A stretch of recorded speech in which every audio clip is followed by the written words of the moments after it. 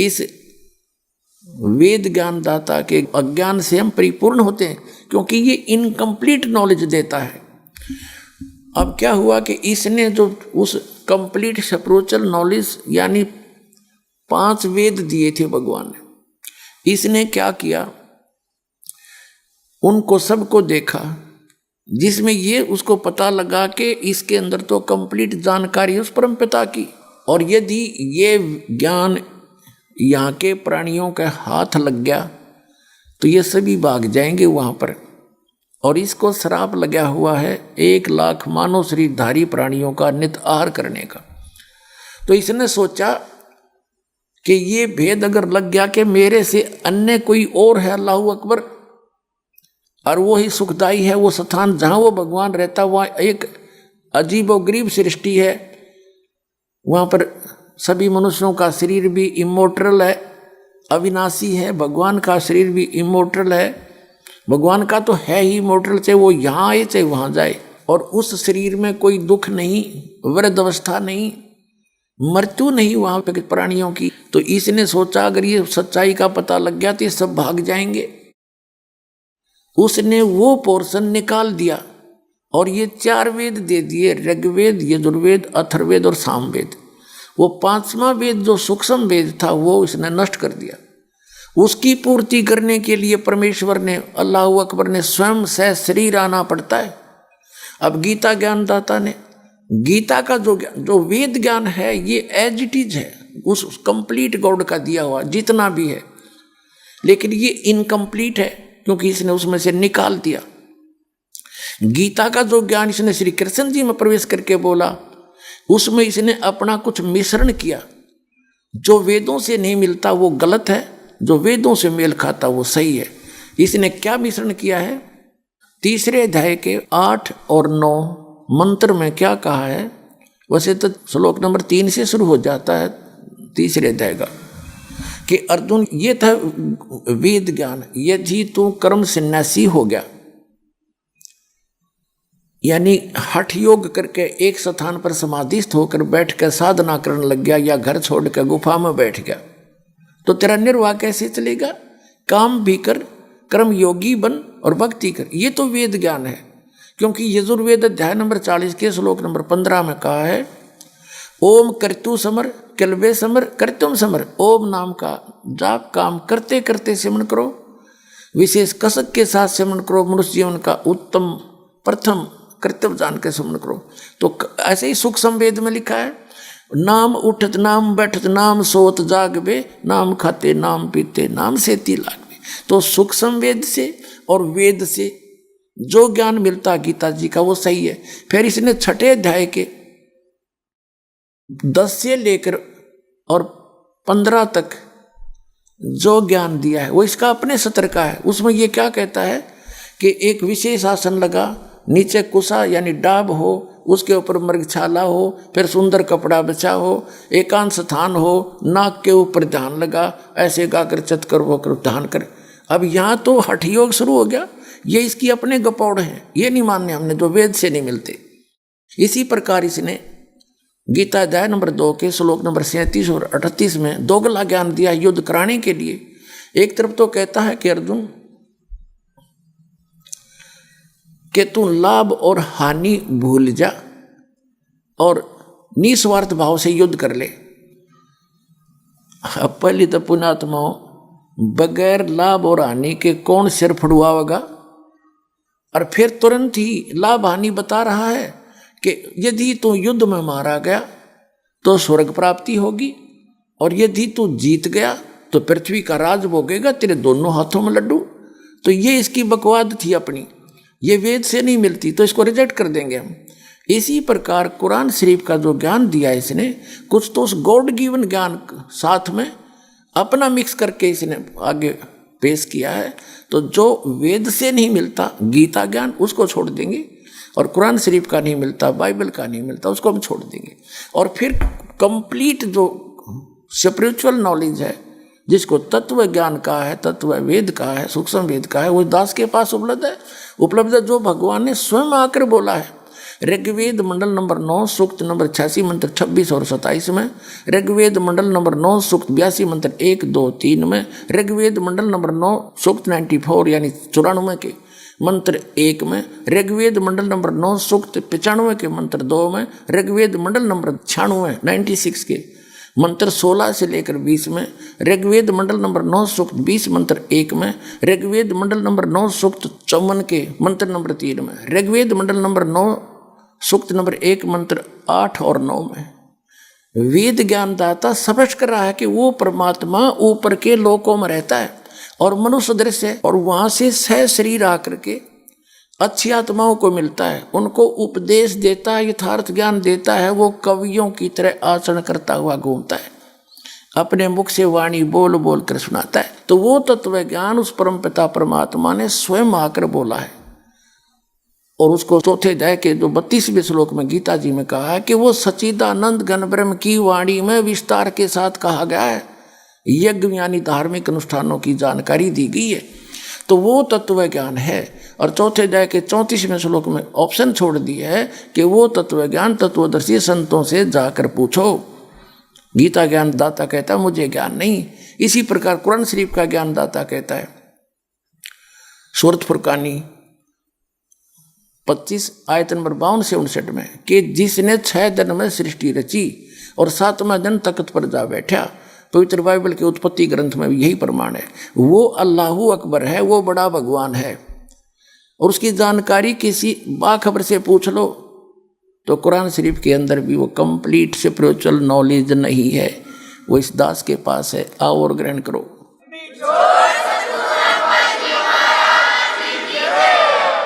पुण्यात्माओं,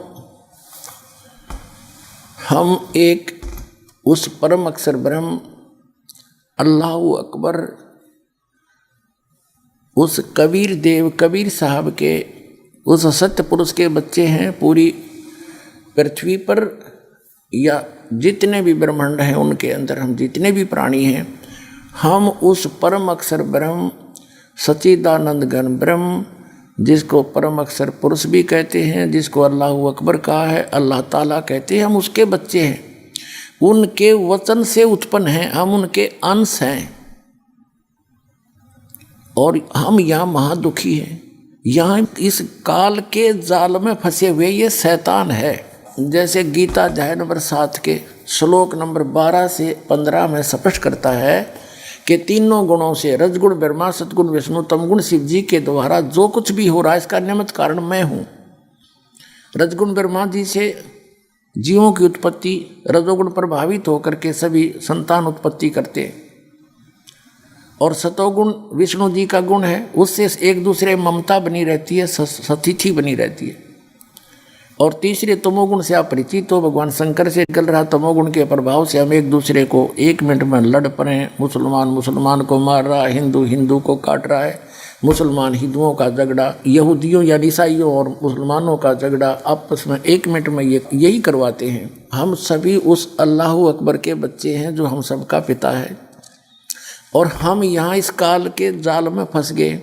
गीता अध्याय नंबर 7 के श्लोक नंबर 12 से लेकर 15 में ये गीता ज्ञानदाता भी ये कह रहा है कि इन तीनों गुणों की भक्ति, रजगुण ब्रह्मा, सदगुण विष्णु, तमगुण शिव जी की जो भक्ति करते हैं, ये राक्षस स्वभाव को धारण किए हुए मनुष्यों में नीच और दूषित कर्म करने वाले मूर्ख मुझे नहीं बचते, ये मेरी भक्ति नहीं करते।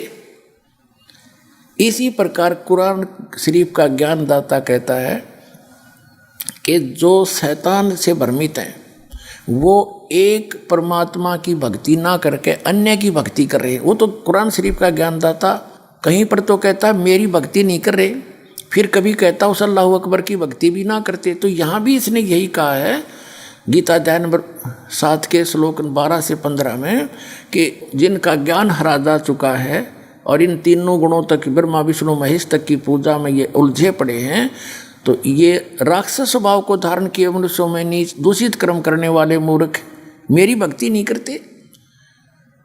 और फिर अपनी भक्ति को ये स्पष्ट कर ही रहा है कि मेरी भक्ति भी 4 प्रकार के करते हैं, आर्त, अर्थार्थी, जिज्ञासु और ज्ञानी। तीनों को रिजेक्ट करता है, आर्त, अर्थार्थी और जिज्ञासु को नहीं।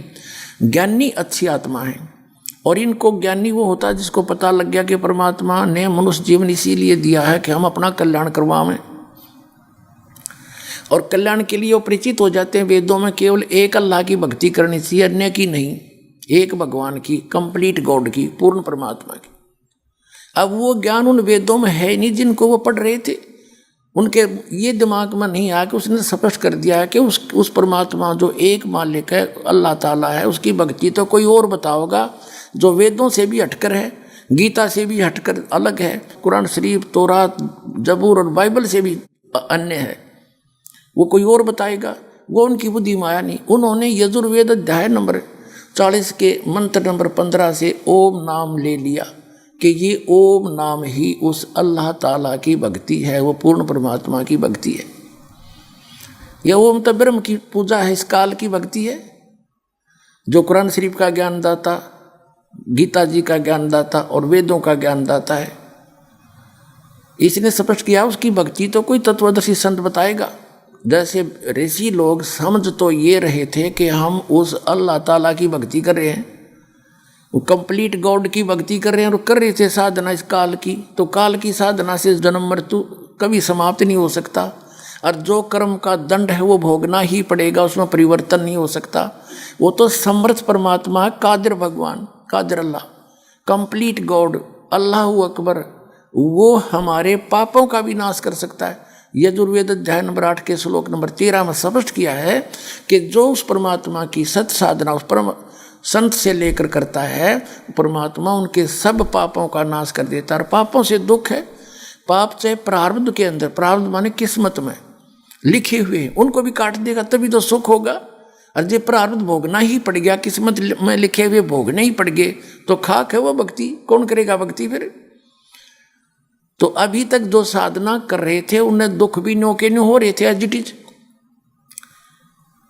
तो वो पूर्ण परमात्मा की भक्ति नहीं थी। यही दशा हजरत मोहम्मद की हुई कि वो कुरान शरीफ के ज्ञानदाता द्वारा 5 टाइम की नमाज और अजान और रोजे, ये 3 प्रकार की साधना करते थे। जो इनकी फाइनल वर्शिप है, ये इनकी अंतिम वर्शिप है, कंप्लीट मानते हैं इसको।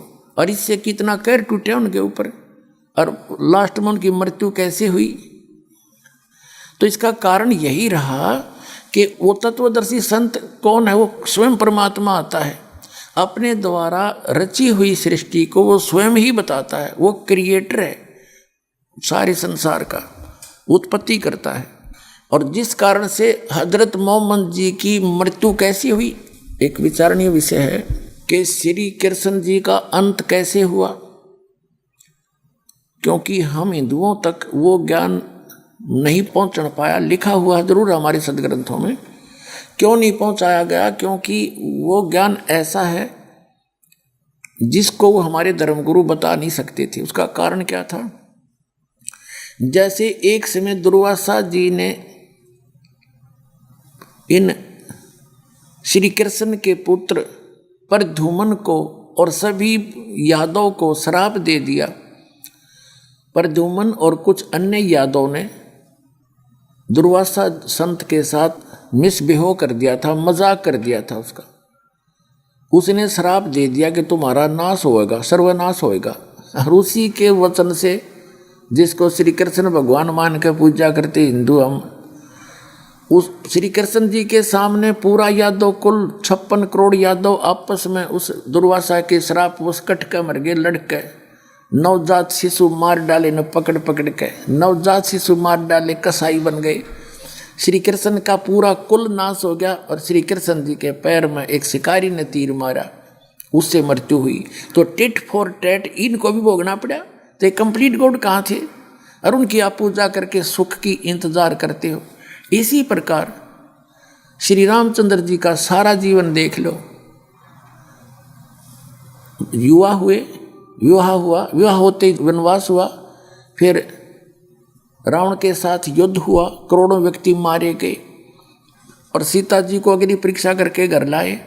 किसी एक धोबी के व्यंग से सीता जी को गर्भवती को निकाल दिया। हर इसको मर्यादा पुरुषोत्तम कहते थे हम, भले व्यक्ति हो। अरे भगवान मत रहे में घना होता है, आम आदमी भी ना करे ऐसी गलती तो चाहे सारा देश भौंके जाओ। जब अपनी आंखों से परीक्षा करके लाए भगवान, अग्नि में बैठा दी सीता के तू मरगी जलगी तो तू कलंकित है, रावण के पास गई है, और नहीं जली तो तू सोने जैसी है। और वो नहीं जली अग्नि में, और फिर भी अपने ऊपर विश्वास नहीं, एक धोबी के कहने से उसको त्याग दिया कि मैं दुनिया की दंत कथा नहीं सुन सकता, इनके व्यंग नहीं सुन सकता। अब सीता तो वाल्मीकि जी के एक आश्रम में और अपने बच्चों का पालन कर रही है, और वो राजा बन के अयोध्या में बैठे। क्या वो व्यक्ति सुखी हो सकता है? सपने में नहीं हो सकता। और अंत श्री रामचंद्र जी का कैसा हुआ सर्वविदित है, इसको बताने की जरूरत नहीं। इसी प्रकार हजरत मोहम्मद के साथ क्या बीती, इसी ब्रह्म की साधना, इस काल की साधना जो कुरान शरीफ के ज्ञानदाता द्वारा दी गई भक्ति से उसका क्या हर्ष हुआ। उसके तीनों पुत्र मारे गए उन्हीं की आंखों के सामने, तो उस बाप का क्या जीवन है, और अंत में उनकी क्या दशा हुई दिखाता हूँ आपको। ये जीवनी हजरत मोहम्मद आपको फिर से दिखाते हैं।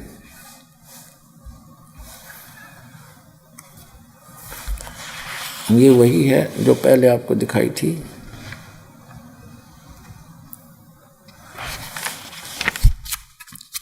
इसका कंप्लीट विवरण यहाँ पर है, आप पढ़ सकते हैं।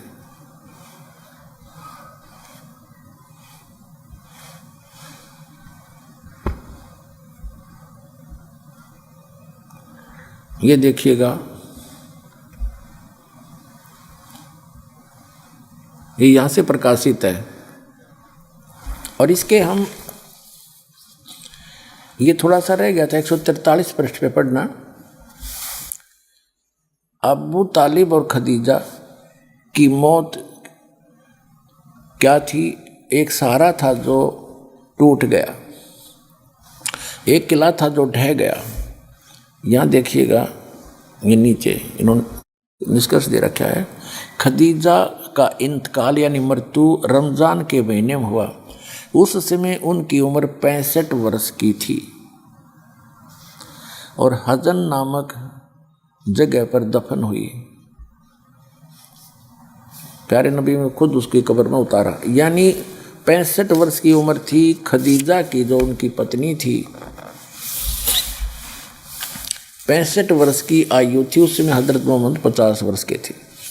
उसके बाद 50 वर्ष की आयु में उसने फिर उसके बाद 11 औरतों से विवाह किया, जिनमें एक कुंवारी थी और 10 विधवा थी। कहने का भाव ये है कि पुण्यात्माओं, फिर उनका अंत कैसे हुआ ये दिखाते हैं। ये देखिएगा 307 से। हिजरत का 10वां साल था। प्यारे नबी सल्लल्लाहु अलैहि वसल्लम हज के इरादे से मक्का रवाना हुए। आपके साथ 1 लाख से ज़्यादा बहादुर साथियों का काफिला था। अब परमात्मा ने सूक्ष्म वेद में कहा है कि हजरत मोहम्मद जी के 1,80,000 शस्त्र बन गए थे उनके जीवन काल में, अर्थात 23 वर्ष के अंदर। तो उसके विषय में कहा है कि नबी मोहम्मद नमस्कार है राम रसूल कहाया, 1,80,000 को सौगंध जिन नहीं कर चलाया। अरस कुरस पर अलह तकत है खालिक बिन नहीं खाली, और वह पैगंबर पाक पुरुष थे साहिब के अब्दाली। अब ये इसे भी स्पष्ट है कि हजरत मोहम्मद जी उसके कुछ ही दिन के बाद वो मृत्यु को ही प्राप्त हो गए। उस समय उनके 1 लाख व्यक्ति लगभग उनके साथ थे। देखिए, ये देखिएगा, हिजरत का 10वां साल था। प्यारे नबी हज के इरादे से मक्का रवाना हुए। आपके साथ 1 लाख से ज़्यादा बहादुर साथियों का काफिला था। इस हज को कहते हैं हिजतुल वदा, इसलिए यह हज आपकी आखिरी हज थी। इसके बाद आपको मक्का, काबा, अरफात और जिरात का मौका न मिल सका। अब हम आते हैं 309 पे। अब 309 पृष्ठ पे देखते हैं। हिजतुल वदा को अभी 3 महीने से ज़्यादा ना गुजरे थे और प्यारे नबी सल्लल्लाहु पर बीमारी का हमला हुआ, और वह इतना ज़ोरदार कि इससे पहले कभी ना हुआ था। बुखार इतना तेज़ हुआ कि आँखों से नींद उड़ गई। रात का समय था। आप सल्लल्लाहु बिस्तर से उठे हजरत मोहम्मद और घर से बाहर आए। मुसलमानों के कब्रिस्तान की तरफ चले। वहाँ पहुँचे तो फरमाया, तुम पर सलामती हो हे कब्र वालों। आप सल्लल्लाहु ने यानी हज़रत मोहम्मद ने उनके लिए नजात की दुआ की। उसके बाद घर लौट आए। प्यारे नबी बीमार हुए तो सबसे पहले आपको कब्रिस्तान की जियारत का ख्याल आया। कब्रिस्तान जाने का ये एहसान भी शामिल था कि आपके जाने के दिन करीब हैं। प्यारे नबी सल्लल्लाहु का नियम था कि एक एक दिन प्रत्येक बीबी के यहाँ ठहरते थे। प्रतिदिन एक एक औरत के पास उनको बांट रखे थे। बीमारी की हालत में भी आपके इस नियम में फर्क न आया। बारी बारी आप हर बीबी के यहाँ जाते रहे। 5 दिन तक ऐसा ही चलता रहा। फिर हालत बहुत ज़्यादा खराब हो गई, चलने फिरने की ताकत ना रही। 310 पे कमज़ोरी बहुत ज़्यादा थी, बेसहारा चलना आपके लिए अब मुमकिन न था। हज़रत अली और हज़रत अब्बास आपको सहारा देकर बड़ी परेशानी से हज़रत आयशा के यहाँ लाए। सिर दर्द से ज़्यादती के कारण आपके सिर में रुमाल भी बांधा था। मुसलमान उदास थे, बेचैन और बेकरार थे, क्योंकि उनका प्यारा बीमारी के बिस्तर पर था और बीमारी हर क्षण बढ़ती जा रही थी। इससे पहले कभी इस तरह बीमार नहीं हुए थे, इसलिए वे और भी ज़्यादा निराश और फिक्रमंद थे। अब हम 311 पर आ जाते हैं। प्यारे नबी सल्लल्लाहु की हालत गिरती गई। बुखार कभी घट जाता कभी बढ़ जाता। जब तक पैरों में दम रहा, चलने फिरने की ताकत रही, आप मस्जिद में जाते रहे और मुसलमानों की इमामत करते रहे। सबसे आखिरी नमाज जो आपने पढ़ाई वह मगरिब की नमाज थी। ईसा का वक्त हुआ। आप सल्लल्लाहु यानी हज़रत मोहम्मद ने पूछा, नमाज हो चुकी? साथियों ने कहा, बस आपकी इंतज़ार है। आपने बर्तन में पानी भरवाया, गुस्ल किया, उठना चाहा तो बेहोश हो गए। कुछ देर के बाद होश आया तो पूछा, नमाज हो चुकी? साथियों ने कहा, हजूर का इंतज़ार है। आप फिर नहाए और उठना चाहा, इस बार भी आप बेहोश हो गए। कुछ देर में होश आया तो पूछा, नमाज हो चुकी? फिर भी यही जवाब मिला, आपका इंतज़ार है। आपके शरीर पर पानी डाला गया, उठने का इरादा किया तो बेहोश हो गए। इस बार होश आया तो फरमाया, अबू बकर से कहो वह नमाज पढ़ाए। हज़रत आयशा ने कहा, हज़रत अल्लाह के रसूल, उनकी आवाज़ बहुत धीमी है, कुरान पढ़ते हैं तो रोते भी बहुत हैं, लोग उनकी आवाज़ सुन नहीं सकेंगे। इनकी छोटी बीबी ने कहा, आयशा ने। 312 पे प्यारे नबी सल्लल्लाहु उन्हीं से कहो नमाज पढ़ाएं। हज़रत मोहम्मद ने कहा, उन्हीं से कहो। हज़रत आयशा ने दोबारा वही बात अर्ज की। प्यारे नबी तकलीफ़ से बेचैन थे, गुस्से से आवाज़ काफ़ी बुलंद हो गई। फरमाया, कहो अबू बकर से वही नमाज पढ़ाएंगे। तो उन्होंने नमाज पढ़ा दी। इंतकाल के 4 दिन पहले कुछ सुकून हुआ, थोड़ा बहुत ठीक हुआ, जैसे संभाला सा लिया करे।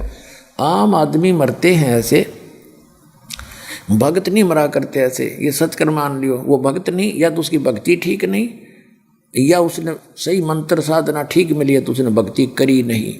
ये 2 कारण हो सकते हैं। लेकिन हज़रत मोहम्मद जैसा तो नेक व्यक्ति, और जो सीधा अल्लाह का आवाज़ उसके पास आ रही थी, वो तो पूर्ण रूप से हर मर्यादा को निभाता हुआ इस कुरान शरीफ के ज्ञानदाता द्वारा बताई भक्ति कर रहा था। उसकी ये दशा हुई। ये सोच लो पुण्यात्माओं, दास को किसी की बेइज्जती नहीं करना चाहता, आपको सत्र करना चाहता हूँ। पीछे गलती हुई सो हुई, अब संभलो, अब समय आ गया है, पूरे विश्व में एक होना पड़ेगा या भक्ति करनी पड़ेगी। वहाँ चलेंगे सतलोक में।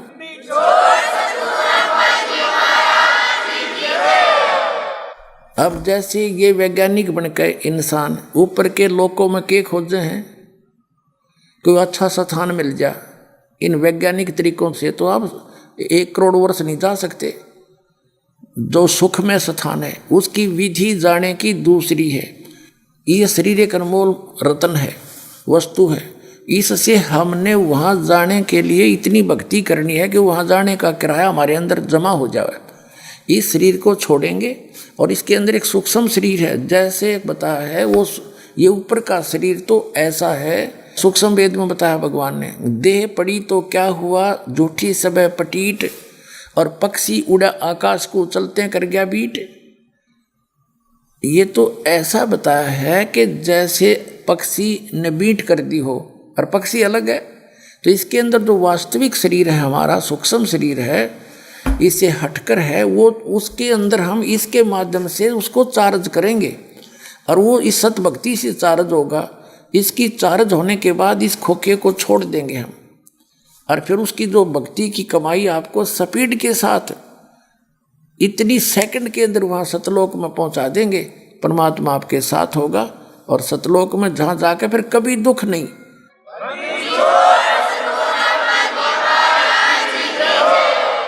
वहाँ आपको अमर शरीर मिलेगा, आपके कभी जरा यानी बुढ़ापा नहीं होगा, आपकी मृत्यु नहीं होगी, सुंदर शरीर होगा, हरे भरे वहाँ पर खूब फलदार फूलों और फलों से भरे हुए बगीचे हैं, और हर तरह की सुविधाएं हैं। आपके बड़े बड़े मकान वहाँ पर हैं जो आप छोड़ कर आए हो यहाँ पर, और वहाँ जाने का तरीका इस दास के पास है।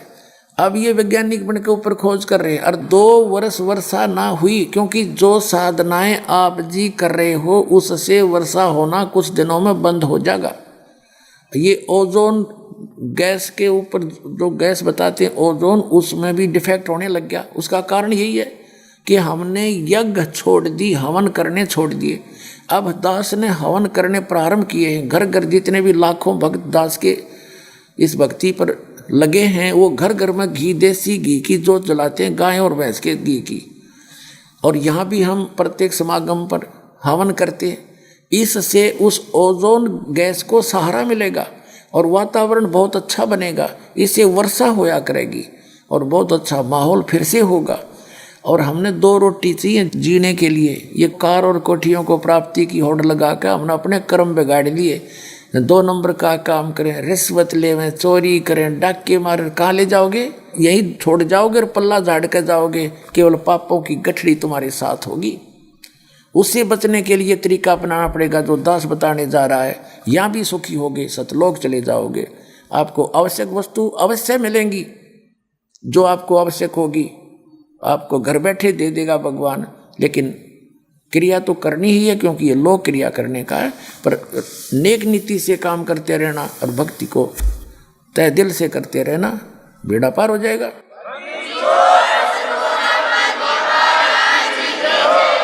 अब देखिएगा 312 हमने पढ़ लिया, अब 313 पढ़ेंगे हम। अब यहाँ आते हैं, तकलीफ बहुत बढ़ गई, बुखार इतना तेज हुआ कि पूरा शरीर जलने लगा। छोटी बेटी फातिमा रोज बाप की खिदमत में हाजिर होती थी। आगे देखो, बुखार इतना तेज था कि बार बार आप बेहोश हो जाते थे। 314 पर, और पास ही एक बर्तन में ठंडा पानी था, आप उसमें हाथ डालते और चेहरे पर मलते। बेचैनी बहुत थी। ठीक उसी वक्त आपके होठ हिले और कानों से ये शब्द सुने कि यहूदियों और ईसाइयों पर अल्लाह की लानत हो कि वे अपने पैगंबरों की कब्रों पर सजदा करने लगे। कमजोरी क्षण अक्षर बढ़ती जा रही थी, मौत धीरे धीरे सरकती आ रही थी। आपने बर्तन में ठंडा पानी मांगा, तुरंत पानी पेश कर दिया गया। आप बार बार उसमें हाथ डालते और चेहरे पर मलते। चादर कभी मुंह पर ढक लेते, डाल लेते, कभी हटा लेते। उस पर निरंतर आपके मुख से ये शब्द निकल रहे थे, हे अल्लाह, नजा जान निकलने के समय की परेशानी को झेलने के लिए आसान कर दे। प्यारे बाप की बेचैनी देखकर हजरत फातिमा बेचैन हो गई। वे खुद पुकार उठी, हाय मेरे बाप की बेचैनी। आपने सुना, यानी हजरत मोहम्मद ने सुना तो बोले, फरमाया कि आज के बाद फिर तुम्हारा बाप बेचैन न होगा। दोपहर के बाद का अपराह्न, दोपहर का आफ्टरनून का समय था। सीने में सांस धड़धड़ा रही थी। इतने में आप सल्लल के होठ हिले और कानों में ये आवाज़ आई, नमाज गुलामों से अच्छा सलूक। फिर हाथ ऊपर उठे, सल्लल्लाहु ने उंगली से इशारा किया और फरमाया, अब और कोई नहीं, बस वही सबसे बड़ा साथी। यह कहते कहते हाथ लटक गए, आंखें छत से लग गई और पवित्र आत्मा रब से जा मिली। इंतकाल के समय आपकी उम्र 63 साल थी। 63 वर्ष की आयु में हजरत मोहम्मद जी की मृत्यु होगी और अंत आपने पढ़ लिया कैसे हुआ। अपना आत्मा कितनी पुण्यात्मा था, अंतिम समय में भी भगवान को याद कर रहे थे और फिर भी ये कहते हैं उस रब से जा मिली। और उधर से मुसलमान भाई अपना विधान बताते हैं कि कुरान शरीफ के ज्ञानदाता का विधान है कि कब्र बना दी जाएगी मृत्यु के बाद, उस कब्र में सबको दफना दिया जाएगा और जब भी कभी कयामत आवेगी, कभी कयामत आवेगी, तब तक उन्होंने कब्र में रहना पड़ेगा। अब रब से कहाँ मिले, वो तो कब्र के अंदर है अभी तक। हजरत मोहम्मद भी आपके विधान अनुसार, हम नहीं मानते ऐसा विधान है। विधान यही है कि मृत्यु के उपरांत तुरंत धर्मराज एक न्यायाधीश है इस काल के द्वारा डिप्यूट किया हुआ, सबका अकाउंट लेता है, ये वहाँ जाते हैं। जिसका जैसा संस्कार होता है तुरंत ही वो स्वर्ग या नरक में भेज दिए जाते हैं, या दूसरे योनि पशु पक्षी की या घास फूस पेड़ पौधों की जलचर की, जहाँ उसने जाना तुरंत भेज दिया जाता है। ये तो वास्तविक अध्यात्म ज्ञान है। और जो इन्होंने अपने हिसाब से कुरान शरीफ को ठीक से ना समझ के ये विधान बताया गया है, वो भी कुरान शरीफ के पढ़ने वालों ने ठीक से ना समझ कर विधान बताया है। कुरान शरीफ के आर्डर लेकर बताते हैं, रेफरेंस हवाला दे करके, कि एक बार मृत्यु होगी। मनुष्य जीवन के जो जन्म हो रहे हैं ये मरते रहेंगे, मरते रहेंगे, जन्मते रहेंगे, मरते रहेंगे, उसमें दफना दिए जाएंगे कब्रों में। और फिर जब कयामत आवेगी, यानी पूरी कायनात, पूरी सृष्टि नष्ट हो जाएगी, सबको कहते फिर निकाला जाएगा, जीवित किए जाएंगे सबको। और फिर वो जो बुरे कर्म करने वाले तो नरक में, जिन्होंने अल्लाह के कुरान शरीफ के ज्ञानदाता की आज्ञा का पालन नहीं किया और जिन्होंने उनके अनुसार साधना की, तब वो बेस्ट में जाएंगे, बेस्ट स्वर्ग जन्नत में। और पुण्यात्मा, और ये इस कब्रों के अंदर सड़ेंगे पड़े पड़े। अगर तुम्हारा विधान सही है तो वो खाक जन्नत है फिर। और इन्होंने ठीक से उस ज्ञान को समझा नहीं जो कुरान शरीफ में कहा गया है कि तुम्हारे मरने और जीने का एक विधान बना रखा है। अब आपको पुनः दिखाते हैं वास्तविकता क्या है। कुरान शरीफ में ये बताया गया है कि वो क्या कहता है कि भगवान ने, कुरान शरीफ का ज्ञानदाता कहता है कि मैं इस सारी दुनिया को ख़त्म करूँगा और आसमान को भी लपेट दूंगा, जैसे कागज़ रोल में लपेट दिया जाता है, और इनको फिर दोबारा पैदा करूँगा पुण्यात्मा जैसे पहले किया था। तो इसी बुद्धिमान व्यक्ति ने ये अध्यात्म शब्द हैं, अध्यात्म जो है ना वर्ड है, कलाम है, इनको आध्यात्मिक व्यक्ति ही समझ सकता है यदि इनके विधान को माने कि एक बार जन्मेंगे फिर कब्रों में, उसके बाद एक ही बार जीवित किए जाएंगे, ना पहले हुए ना आगे होगा और कुछ भी। तो कुरान शरीफ में ये नहीं कहते कि जैसे मैंने पहले किया था फिर दोबारा उत्पन्न करूंगा कायनात को। अब पढ़ के सुनाता हूँ थोड़ी सी। ये देखिएगा कुरान मजीद, ये यहाँ से प्रकाशित है, ऑफिस बुक डिपो 422 मटिया महल जामा मस्जिद दिल्ली 6 से। ये कुरान मजीद ये सारा देख लो,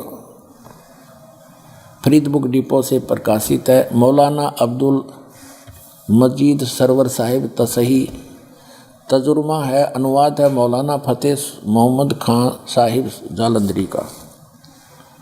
ये 2006 का लेटेस्ट संस्करण है। ये इनका पूरी डिटेल यहाँ पर है, आप पढ़ सकते हैं। ये देखिएगा कुरान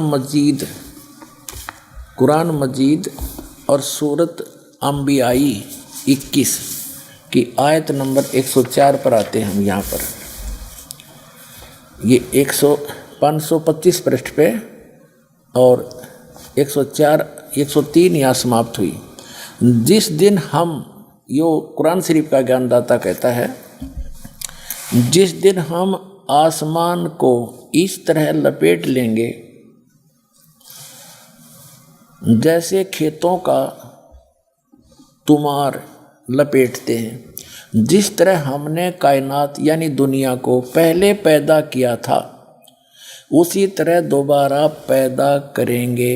यह वायदा है जिसका पूरा करना जरूरी है। हम ऐसा जरूर करने वाले हैं। अपने आत्माओं दोबारा पैदा करेंगे।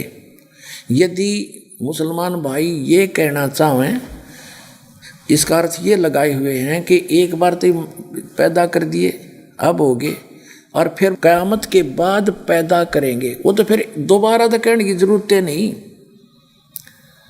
हम कायनात को दोबारा उत्पन्न करेंगे। बता फिर दोबारा क्या रहा उसका।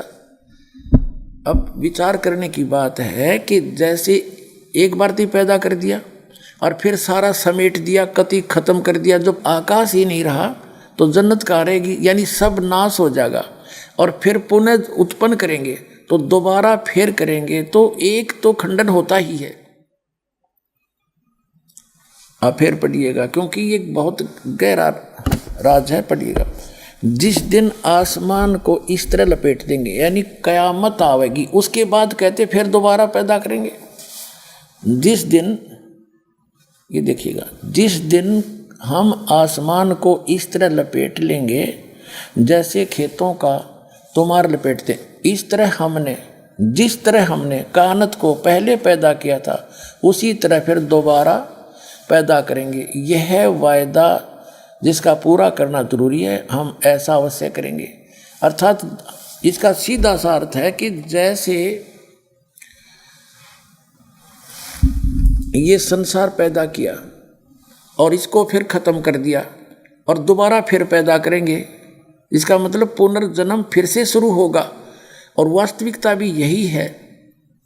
यदि एक ही बार अब पैदा करें, एक बार कायनात के बाद जो सबको जिंदा कर देंगे, तो दोबारा पुनः उसी तरह कायनात को, पूरी दुनिया को, दुनिया में पृथ्वी ब्रह्मांड सारा कुछ आएगा, दोबारा पैदा। इसका वास्तविक अर्थ यही है। और यही यथार्थ भक्ति यानी तत्व ज्ञान के अंदर भी यही है कि जब ब्रह्मा जी का एक दिन समाप्त होगा और उसका जो संख्या है वर्षों की 4 अरब 32 करोड़, 4 अरब 32 करोड़ हमारे वर्ष बीत जाएंगे, तब पूरा ये पृथ्वी लोक और वो जन्नत, जिसको ये जन्नत कहते हैं, स्वर्गलोक और पाताल लोक, तीनों का नाश होगा। और फिर पुनः फिर इतने वर्ष के बाद ये पुनः फिर स्टार्ट होगी एज इट इज, पृथ्वी भी और स्वर्ग भी और पाताल लोक पर प्राणी फिर जो के तो प्रारंभ हो जाएंगे। इस प्रकार ये प्रोसेस है। और इन्होंने गलत, इसको ठीक से ना समझकर इसका अर्थ गलत लगा।